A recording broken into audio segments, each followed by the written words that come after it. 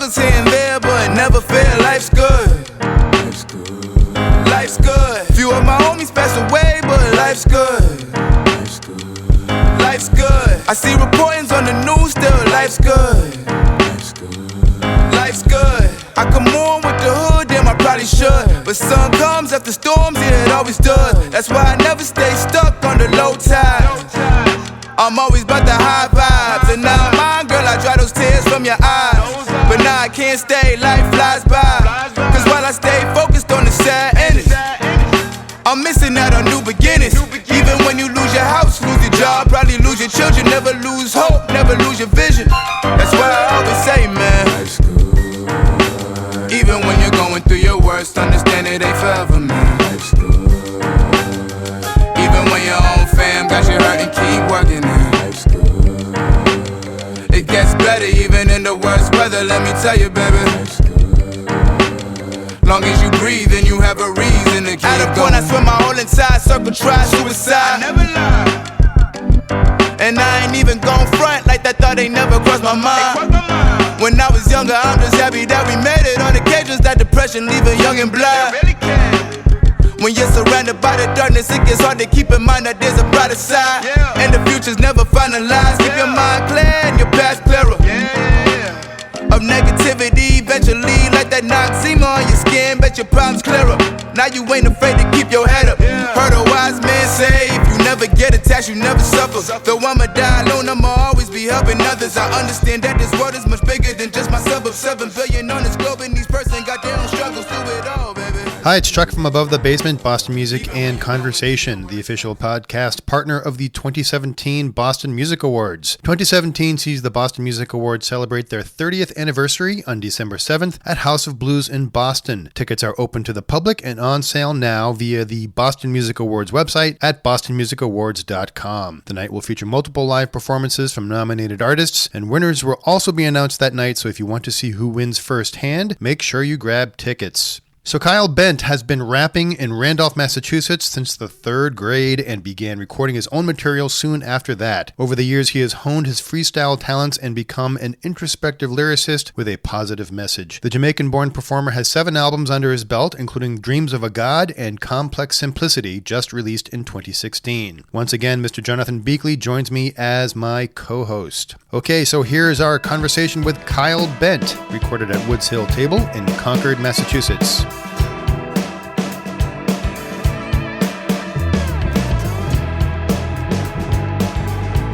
Coming out. Hey, thank you for having me. Have you been on a podcast before? I say it's my first time. Maybe I'm lying, but there's I'm looking forward to this one. So this one is like real fresh in my mind. You seem awfully quiet, Jonathan. I am ready to go. He's ready. That's that focus, silence. I'm with it, brother. So yeah, so thanks for coming out. You're coming out from Randolph. Right? Correct. And you've been living there since you moved up here with your parents, right? Yeah, at 2. At 2. Mm-hmm. Weren't you born in Jamaica? Is that right? I was. Wow. Yeah. And why'd your parents move up here? Just education and trying to find new opportunities. Yeah. Did they come up here and go to school? They came up here so I could go to school for a better education. Mm-hmm. They got schools in Jamaica and whatnot. But right. When they got up here, actually my mom came up here first with me. Then my dad came up when I was 7. Okay. So she settled down in a really good job. Yeah. What does your mom do? She's in the process of finding a new job right now. She's going to school. And oh, good. Yeah, I'm happy for her. Yeah, that's awesome. Yeah. Yeah. So you ended up in Randolph, is that right? Yeah. Do you know Randolph at all? So I do know of it. I've had coworkers. I know of it. Yeah. And there have been some people in the music industry that have come from Randolph. So I saw that Omega Red, who was evidently the nephew of Donna Summer, came from Randolph. Really? Yeah. Oh, that's right. She's from she's from up here. Donna Summer. So. From Shouts to Omega. And then there's also Clinton Sparks, right? He's a hip hop DJ. Yeah. He went to Randolph High School, and he did work with Akon and some other folks. Yeah, Clinton's doing his thing still. Yeah. So I mean, do you kind of feel like it's an incubator? Yeah, there's an energy, a big one. I mean, he's an artist himself. He's a little younger than me, but he's just as dope. You know? You're from Dorchester. He's from Randolph. Yeah, I'm from Randolph. I was raised there. Okay. I mean, look at the hoodie. You can tell there's an energy, you know? But yeah, Randolph's cool. Yeah. Randolph has like a lot of gems, I believe, just waiting waiting to get their exposure. So I'm happy to be from there. Yeah, it's sort of like a cross between a suburban place and a city place, right? You know, I think it. So that's exactly that's a good description, because a lot of people from Boston will move from Boston to Randolph to kind of get like a quieter vibe, you know, where they can raise their children. But at the same time, it's not like Western Massachusetts where it's like boondockish, with like trees, like miles of trees between each house. So city and towny. So did Randolph affect your music? Most definitely. The environment's definitely going to seep into your music. I think the way in which it affected my music, it kind of gave me a broader way of dealing with people, interacting, because I feel like the extreme of city life would definitely have had me communicating different than how I communicate now, and the extreme of miles of trees between each house would definitely made me a little bit more quieter, maybe on the introspective side. Not to say I didn't have a past like that, but I think the way that everything came together allowed me to progress into the person I am right now. But you jumped right into music as a little boy. Yeah. I mean, you were, I think your bio says you was like 3rd grade or 5th grade. About. You were rapping at the time? Yeah. Start from, if you can remember that far back. Yeah. Start from like, what was your first exposure to music? And was it rap? Was it, I mean, if your parents coming from Jamaica, were your parents listening to reggae? Were those roots there? Right. I mean, you were 2. Yeah, for the most part, like I'm Americanized, but the Jamaican roots are heavy, they're strong, still within me. I'm sure when I was younger, you know, before 2, I was hearing a whole bunch of reggae that I probably can't remember now. I'm sure it seeped into my soul somehow, kind of laid foundation. But the first time that I was actually introduced to hip hop, 3rd grade was probably the first time I was really submerged into hip hop. Before then, from like 2 to, you know, around that age, 3rd grade kind of represents maybe like 7, 8. I was kind of grabbing hip hop and that type of culture through like MTV Jams, you know, morning shows, VH1 and all those. Artists like Ludacris, T-Pain, Lil Wayne, and Akon, etc., etc. Those were the kind of artists that I was growing up on. But I never really associated them with myself as far as like doing music. I kind of just saw them as like, wow, they're great creative ability. But then it was 3rd grade when I actually was able to merge with that feel for creativity, actually making music and whatnot, when my friend asked me to freestyle. So it kind of like bent my, no pun intended, bent my mind in a whole different direction, where I actually started working on that craft. So it was cool, yeah. So do you have formal musical training, or is it just from pounding the pavement? Just pounding the pavement. Isn't that unbelievable? Around like middle school.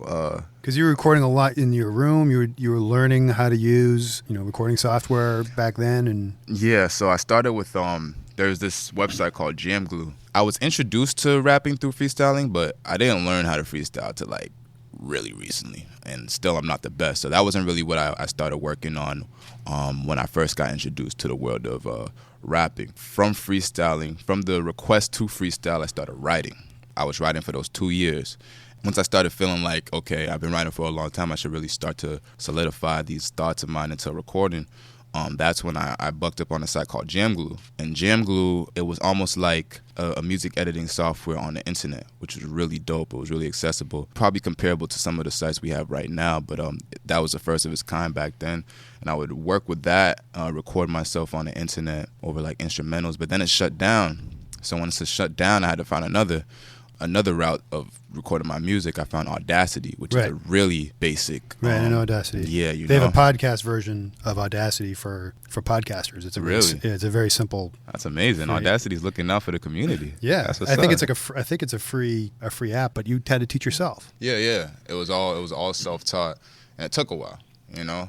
So where does the music, the instrumental music behind the lyrics and behind the words, where does that come from? Do you play a role in that, or do you have people who help you with that, or how does that work? So I'm actually just starting to create my own beats, but I'm in a very beginner stage, so wouldn't even attempt to rap over my own stuff now. But most of my catalog, it's been through like various producers. I have one producer that's like out of state that I work with a lot, named Saru Beats. Throughout like my many projects and whatnot, like I've worked with like different producers from here and there. I'm still open to try like new producers. Did they try to sell you on? Did they say, "Oh, I've got this slick beat," and then they play it for you? They're trying to basically sell their services to you. Do the people come out of the blue and do that? I'm just curious if that's how it works. Yeah, sometimes they will. They will. But more so, it's like a lot of people don't know about the music industry in such a way where like their first intent is to sell the beat. You know, they just want you to rap over it. They just want like some type of, you know, artist credit for the production.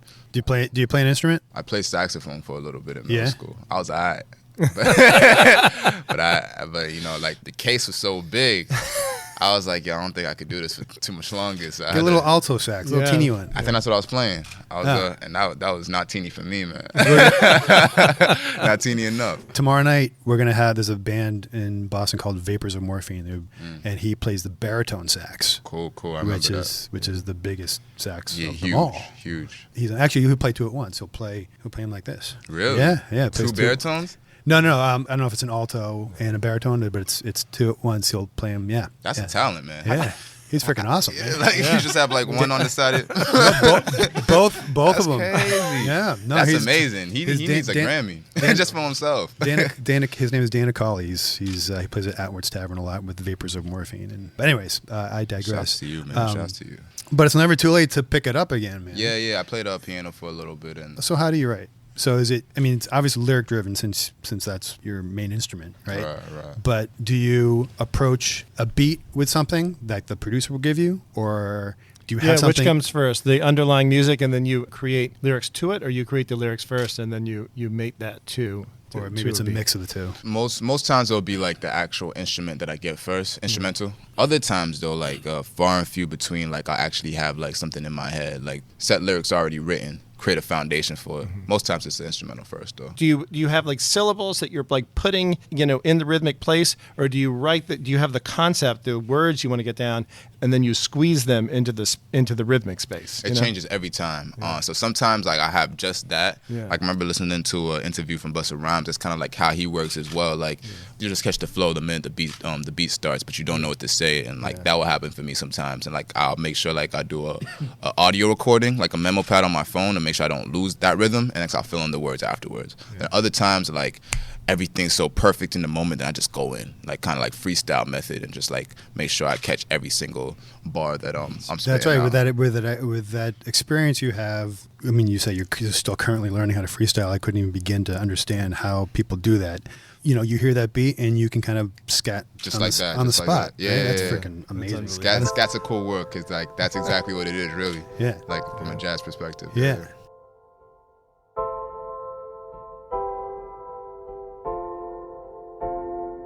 I don't wanna talk about news and who's lying, no shows you trying. I don't wanna talk about no doors you lying, who's true and who's lying. I don't wanna talk about money, sex, cars, and clothes. Let's talk about something other than your foes. Cause I don't wanna talk about murder drums, especially this early on in my journey. That ain't for me, bruh. Blinded by money, homie, or so it seems. Covered in dough and greed, I think there's more to see. Cause this life got so many opportunities that maybe there's enough of it for you and me. I ain't trying to talk about negatives, it's repetitive and it ain't helping with reaching my goals. I ain't trying to talk about giving up, cause while you sitting, I'm here thinking about the way I could open doors. Let's talk about love, life, and living, and living, and living. Let's talk about time and visions. Let's talk about something I remember when you're dead and gone, dead and gone, dead and gone. Something that'll make your presence carry on, carry on, carry on. But I find that like it's less learning, more just feeling. Yeah. There's a lot of things you can learn, like skills you can cultivate, but freestyling is kind of like surrendering. And just saying whatever comes off your mind. Yeah, like you're a vehicle for the music, right? Yeah, for the rhythm. It's the strangest Like feeling. speaking in tongues or something. Yeah, right? kinda, your own tongue. I mean, I say that only half joking, because it's really like you're just kind of letting the music bring you to Really, those exactly, words like that you want just to say. surrendering. Yeah. But it also takes guts. It does. You have to like be okay with sounding like Yeah, horrible, saying like nothing. whatever. Yeah, exactly, Right? nothing. Until you kind of finally catch that wave where you're actually channeling everything you want to say. Especially since you started doing it as a little boy. Oh, let me clear up that misconception. I was not freestyling when I was a little kid. Yeah. But- I was asked to freestyle. But you tried it. Whether or not you were good or not is another question, but you gave it a shot, right? I think I attempted. All right. Maybe Well, it that was takes written. guts. Yeah, for sure. I'll take it. I'll take it. John, Appreciate you, bro. Go ahead and do some freestyle for me right now. I'm not, but I am a drummer, and so I care very much about rhythm, and that's when I listen to a song. That's the first thing that I listen to. Mm-hmm. And so I was listening to a lot of your music, and one of the things that really amazed me is that there's a lot, and I don't know if this is a conscious thing, but there's a lot of 3-on-2. Do people ever talk about this where, there's a beat that's like this, dot, dot, dot, dot, dot, dot. There's this like there's a 3 over a 2, and it's like, and it creates this kind of tension, and I don't don't even know, really? But it's like really fascinating. Huh. We'd have to play some of it. You would have to play it. Yeah. You're talking in drum speak. Yeah. Because I'm not even primed in that I'm not language even sure either. what you're talking about. It's but amazing. you're feeling it when you're, as a drummer, you're feeling that. Yeah, that kind of totally aware of it. Yeah, that's dope. Are you in a band? So sometimes I play with this guy, believe it or not, from time to time. Yeah. Are there regional differences in hip-hop music? Is there an Atlanta scene and like an LA scene and a New York scene? And are there differences in the music itself? I'm just wondering if you feel like you're part of some sort of regional hip-hop movement as opposed to just making what you love. Almost definitely. I think like the craziest wave right now is happening just in like Boston in general. But also like the surrounding towns. Like I think Massachusetts is on like a precipice of like a real big pop. Really? And, why do you say that? I've been here for a while, obviously Randolph based, but like I've been around Boston for a long time and just kind of understood the whole field of like the music culture here. Mm-hmm. The big thing that I've always heard was kind of like Boston separated. I feel like that's been worked on a lot. There's also been a lot of artists themselves kind of emerging and working on their craft, and like everything's kind of coinciding. So like not only is Boston coming together through like social media a lot, internet's really helping a lot to kind of merge that together, but there's also a lot of new acts that are kind of showing face, and all of it's kind of creating this brand new, fresh energy, youthful, energetic Boston music. And on top of that, like the people who have already been grinding for a while and didn't really have the supportive foundation back in the day, they're kind of being revitalized by that energy, and everything's just coming together to create what I see as like the next big pop for East Coast. Wow, that's really awesome to hear. One of the issues that I've heard for rap artists and for hip hop artists is the lack of venues that are available to you. Now, you're in a special place too because you're such a young guy. So when you were out there performing when you were like 18, there's not a lot of under 21 venues available to kids to go listen to you. Yeah. And you could go and you could perform in over 21 places, right? You did that when you were still younger. When I was younger. When you were younger. And you think that that's becoming less of an issue, or maybe you just haven't run into it as much, or maybe you still are seeing that? A little bit of everything, really. Like I remember going to a meeting with the Record Co., which is a studio company. I know, Matt MacArthur. Yeah, shouts to them. Yeah. They're like trying to create an underage.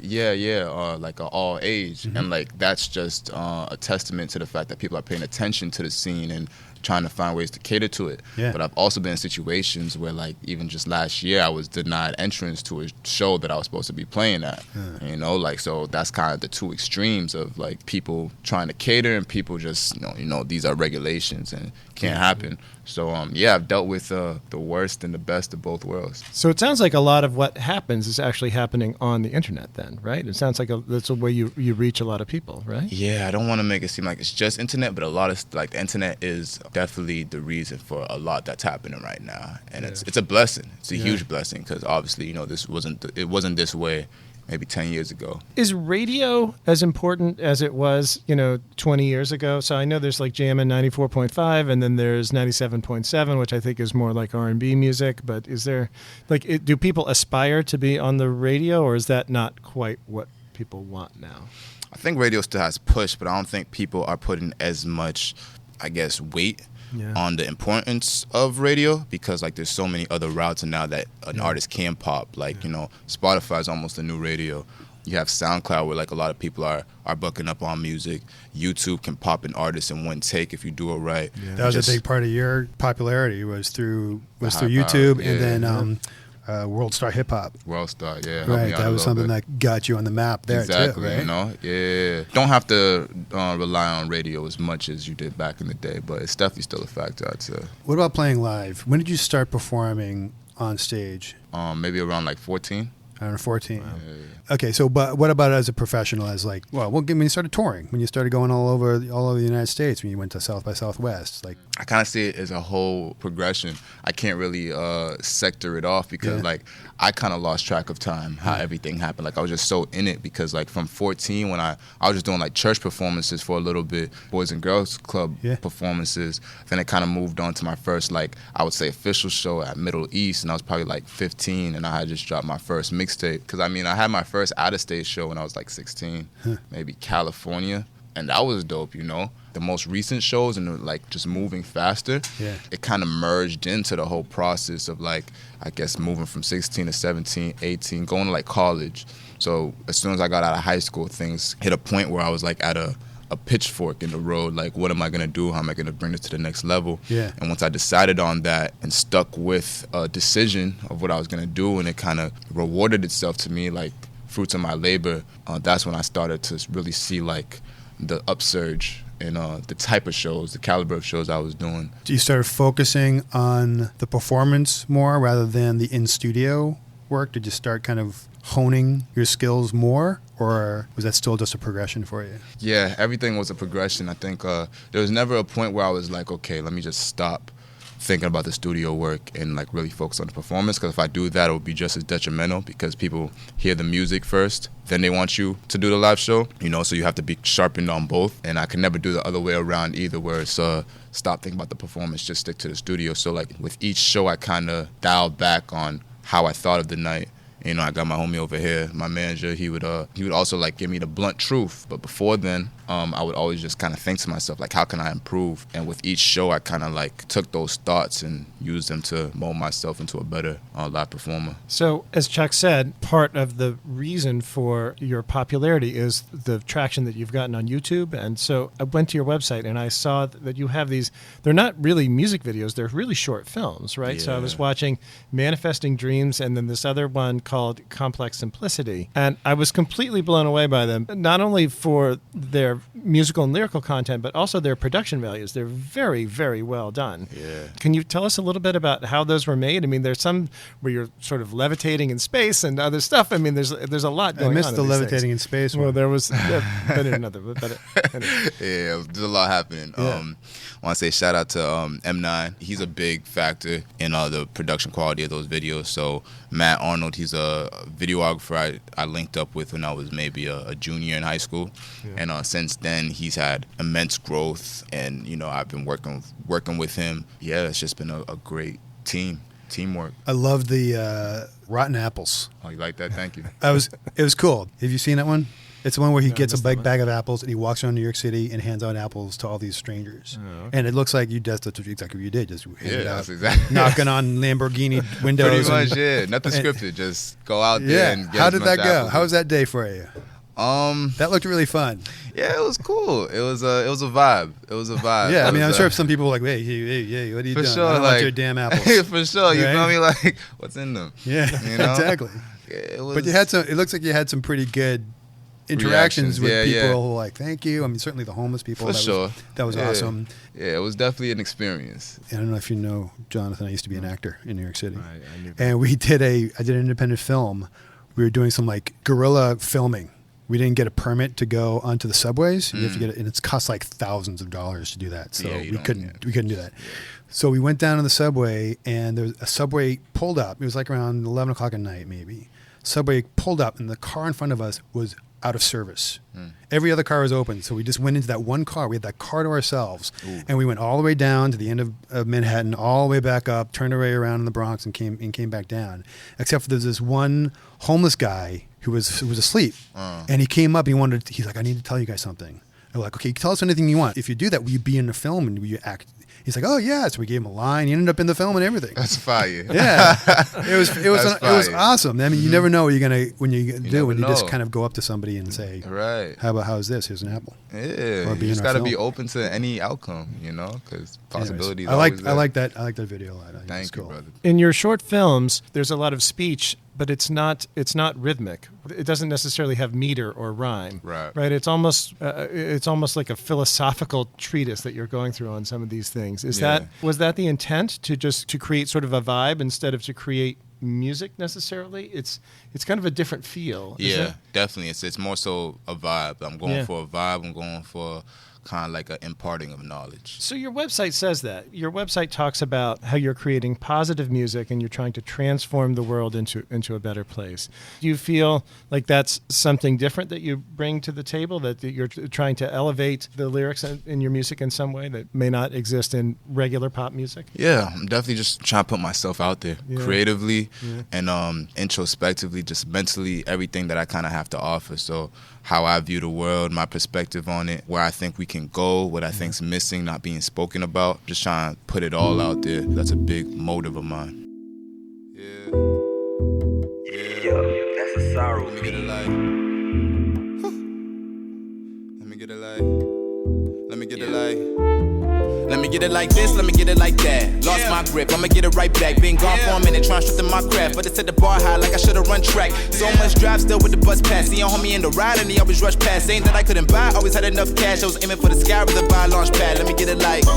Let me get it like this. I get on the mic and I swear I'm Tyson. With every punchline, then my pen be writing. Hit your eardrums hard like native tribes did. I got the whole crowd at the show asking for more, cause they know the flow so enticing. And I'ma give it to them cause you know that life can't go missing any second. Don't you let your eyes blink. I've been tripping off knowledge, third eye expanding my noggin. I can see clearly through all of the nonsense. Be cautious, they trying to keep everyone boxed. And we lost in the darkness, we're deep in the odyssey. There's still a spark in that light that's like conscious. The purest of content pouring into your mental process. When I spit that thing at the concert, I got it like this. Let me get it like that. Heard that y'all wanna be where I'm at. Heard they all wanna step in my shoes. They don't know that I've been working like a BF on crack. Banging out records even when they say no. Now they calling it dope. We should put it past that. Back when the rap track only got me laughed at. Now I'm changing up the wave, so you better catch that. Let's see her. I know they see me moving. I know they see me vibing. I know you feel confused, but just let me be your guidance.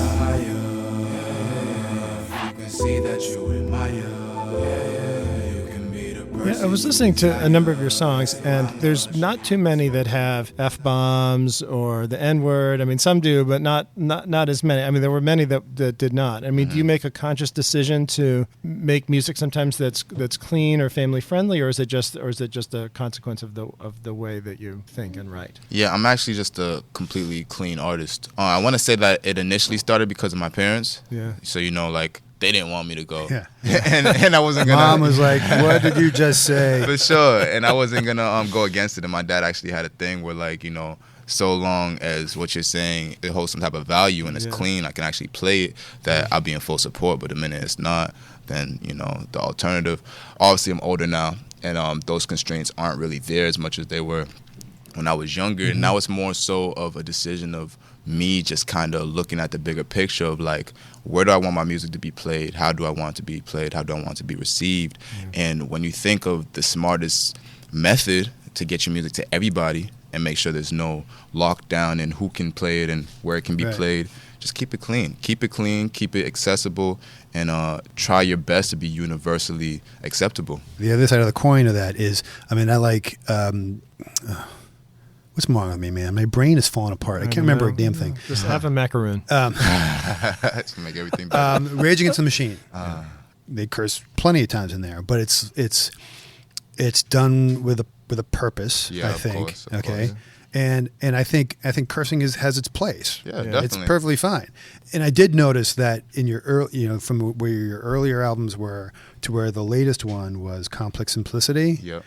And you said the word yourself, introspective. Yeah. I think it's very introspective. Thank you, brother. And there was a line in one of the songs where it said, "We learn our morals from grown-ups who may never grow," which I really liked a lot. There's a lot of lyrics in there that are wise beyond even my years, I thought. Appreciate you. And that was a kind of like an overall theme for this album.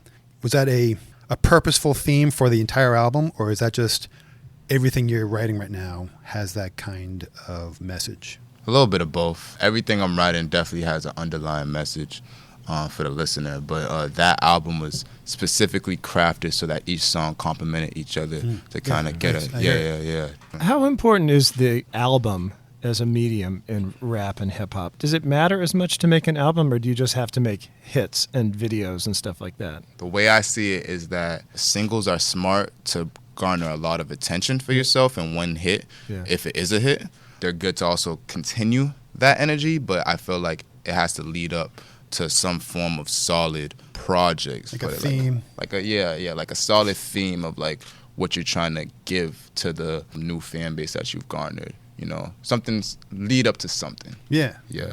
I find that albums have more of an effect on me even if I don't even realize it. There's something that kind of binds all the songs together one way or another. Right. Whether it be musically or lyrically, it could be any of those two. This is by far my favorite album of all the albums that I've heard of you. But you also put out 2 albums this year or last year. Yeah, last year. Holy smokes. Complex Simplicity and Dreams of a God. Yeah. So why 2 albums in a year? Did you just have so much material, you're just prolific that way? What's the deal there? I actually got signed that year. And it was So it was contractual? A little bit of that and the fact that like I had so much music that I was already sitting on, but I didn't have the money to record it. I don't know who puts out. Maybe Wilco puts out Like 2 albums in a year. Right. Prince had just backlog of songs that he just never got released, right? Because he just had so many of them. Yeah. I mean, I just talked to somebody. She said she had about 70 songs that she had ready to go, and she put an album, and then she put out a EP. But you decided to put out 2 full albums. I mean, and I guess part of it is when you got signed. Mm-hmm. That's a lot of work. Yeah. I mean, how many hours in the studio was that? We actually booked like I think it was 2 straight days, 24 hours. Oh my god. 48 hours altogether. That's I didn't not leave long? that studio. It's not long. It's not long now that I think about it. But you must have worked your ass off. Like most definitely. that's like a song an hour. Yeah, so how many takes do you do? So when you go into the studio and there's a song you're trying to get down, how many takes does it take to get it right? It often changes. Not too many takes. Sometimes I'm one take Drake. Sometimes I can take as many as like 20. All depends like how much I've rehearsed. Yeah. There was a point early last year where I got really meticulous. It's easy to get meticulous in the studio. Yeah, like perfectionist. Perfect. Yeah. But there's definitely like a limit to it. There's like, you can go to a certain extent where it's actually detrimental to the whole craft. You feel me? Sometimes like your first, second take is the most rawest energy you're going to give. And after that, it's just like a slope. The returns get lesser and lesser each time. But yeah. And in the studio, do you play to a pre-recorded track or do you have live musicians in the studio with you? I'm trying to go that route real soon. Live musicians. But as of right now, playing with live musicians. I can only imagine. I can only imagine, man. I'm available. I'm gonna have to hit y'all. You say you live a double life right now. Where you a band by night, podcast by day, whatever, other way around. Maybe the other way around. Yeah. And live, you just have the track playing over you, or you don't have live musicians playing with you yet. I do live band sometimes. I'm actually doing live band on the 30th. I'm over by BU. What's the instruments that you have playing with you? Piano, drum, guitar. Yeah, definitely. I think this time we're gonna have bass. Regular band. Yeah, really trying to get all the instruments in the digital version. So do you take inspiration from other forms of music outside the rap and hip hop areas? Yeah, my musical taste is really eclectic. I listen to everything. Yeah. What would surprise us that you listen to? I really like folk. Yeah, like you ever heard of Edward Sharpe and the Magnetic Zeros? Yeah, of course. Man, I love them. Yeah? I love them, man. I rock with M83. Yeah, Midnight City. Rock with Florence and the Machine. Yeah. This album seemed a little bit more instrumentation in some of the songs. I mean, I didn't listen to absolutely everything that you've done, but so I might be a little off base, but I felt that it was definitely aiming towards more musicality.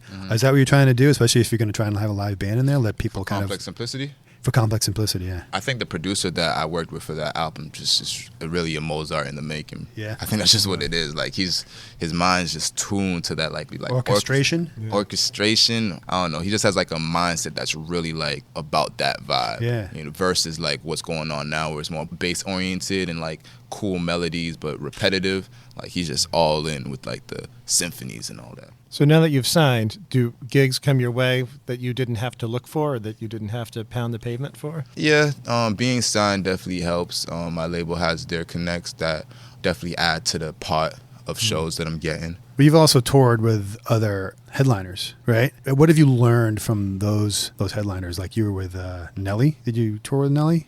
Or maybe you just opened up for him? Just opened up for him, yeah. But I did tour with Hobson, Joyner, and Token. Oh, Token, yeah. Yeah, Token's cool. How do you know Token? I mean, because he's a local guy. Yeah, me and Token have had our like interactions for a while now. He's actually younger than you. Yeah, he's 1 year younger than me. Yeah. Yeah, so it's real cool, like that youthful energy, just connecting and whatnot. But I He's met. blowing up. Yeah, he's up there. Shouts to you, bro. Pretty much, I met him the first time probably like 2 years ago. We was at like a little cypher, and next linked up again for the Hobson tour. I didn't even know he was gonna be on it. Linked up there, and then I saw him again at Boston Music Awards, and since then everything skyrocketed for him. So I'm sure I'll see him again.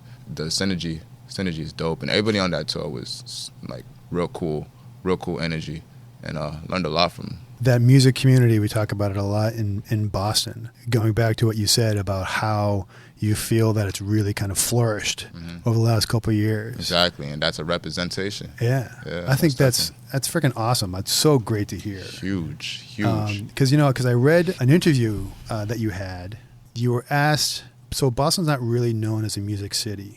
And then they asked you a question, and after I read, I was like, Boston's not known as a music city. Crazy enough, right? Yeah, but we're more so like schools, we're sports teams. It's understandable. I guess, but maybe it's from a hip hop rap perspective, maybe. And I don't know when the interview happened.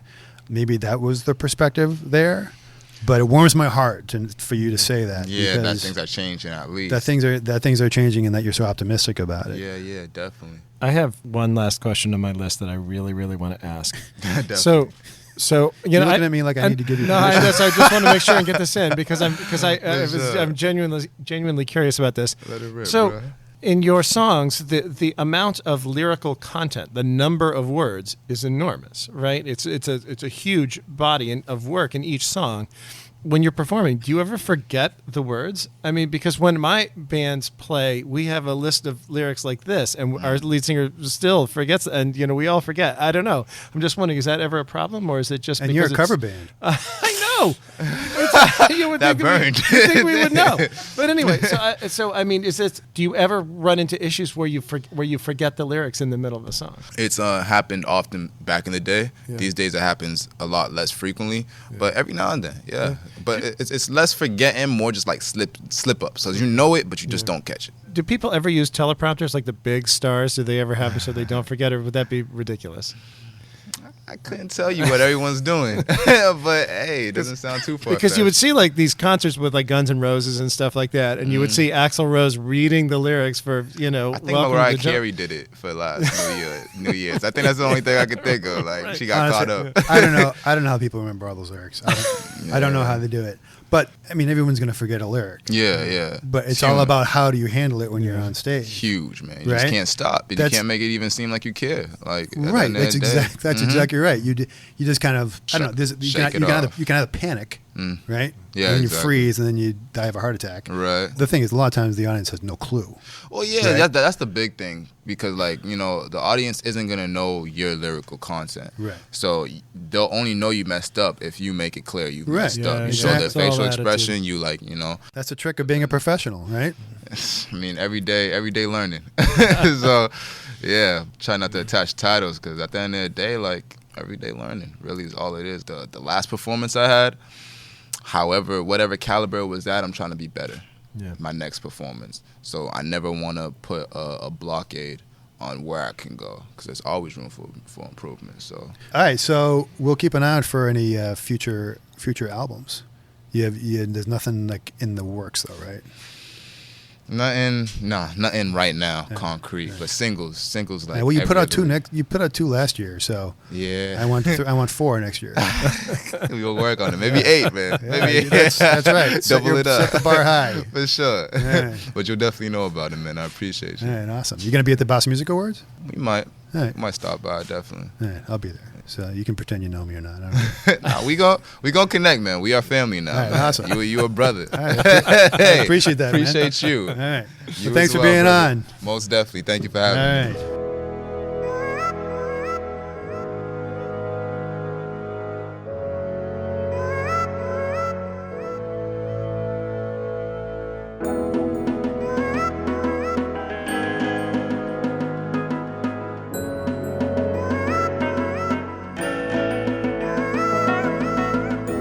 What you wanna see in 5 years? What you wanna be before you leave this life here? Who you wanna meet, where you wanna go, what you wanna eat, what you wanna know, let it all unfold. I remember thinking that this life was meant for bigger. That was back when I was peeing beds and watching Tigger. That was back when I was into drawing out these portraits. Well, of course, I guess I always kinda saw the bigger picture like, do you ever think about the stars? Do you ever wonder how we got to where we are? Do you ever look up in the sky, realize that we are small when you peep the complexity of it all? Do you ever really listen to yourself? Close your eyes and take a minute with yourself. Do you know yourself? Do you really know yourself? Cause you can't let no one else till you really love yourself. And I know that you've been stressing. So I just pray you listen to the message. This life ain't never gonna give you more than you can bear. So I swear that you'll conquer your depression. Don't you forget it, don't you forget it. And I don't wanna leave this life regretting nothing. Regretting nothing. Cause I just don't believe this life was meant for nothing. Was meant for nothing. And let my life be an inspiration to others. That you can save somebody with every word that you utter. Regardless of your color or if you come from the gutter. You possess the same voice that could help the world to recover. Lost in the system and you know there's something missing. Sacrificing people only in the name of business. Obsessed with the revenge, yet we always want forgiveness. And the cycle never ends till somebody makes a difference. Our potential so much greater when we let go of the grudges. They only weigh us down and that's why we tend to plummet. Then wonder why life don't ever go to where we want it. Cause that karma come around and I ain't talking Haley's Comet. Yeah. Guess it's time to let the past go. 1,500 people at my last show. Stage dive, now I'm never looking back, bro. Swear this life becoming everything I asked for. And I don't wanna leave this life regretting nothing. Regretting nothing. Cause I just don't believe this life was meant for nothing. Was meant for nothing. Is there anybody out there who gets tired of living a life like this? Wanna find where the bright side is. Late nights like this, when I ride like this. Is there anybody out there? Cause I know I'm not the only one who has these thoughts. Cause the money don't stay when the casket drop. Life is never about the cash we got. No, it never was. And I don't wanna leave this life regretting nothing. Regretting nothing. Cause I just don't believe this life was meant for nothing. Was meant for nothing.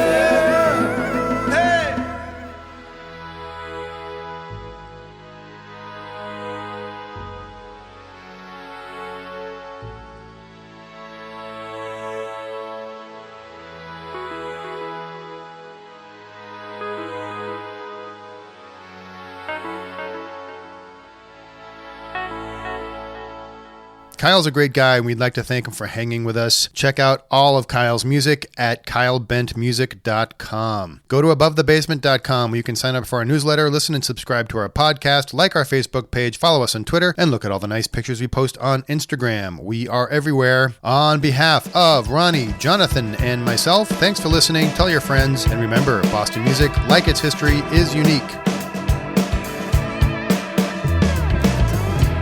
Above the Basement, Boston Music in Conversation is recorded at beautiful Woods Hill Table Restaurant in West Concord, Massachusetts. Woods Hill Table is honored to have been awarded 3 stars as the most sustainable restaurant in Massachusetts by the Sustainable Restaurant Association. The food is organic and locally sourced, non-GMO, and is absolutely delicious. Chef Charlie Foster focuses on seasonal ingredients and their own grass-fed livestock raised on the farm at Woods Hill in Bath, New Hampshire. Go to woodshilltable.com for reservations.